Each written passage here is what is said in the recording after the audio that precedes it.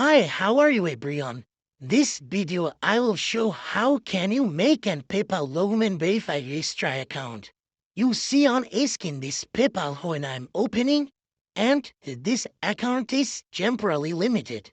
When I submit driving license and do live self-verification, then this PayPal is again register and verify. How can you get a strong PayPal account? I hope when you'll see this full video, then you'll properly understand. If you need document verified PayPal account with real document, otherwise, if need method, then contact with me. My Telegram and WhatsApp information have in description box.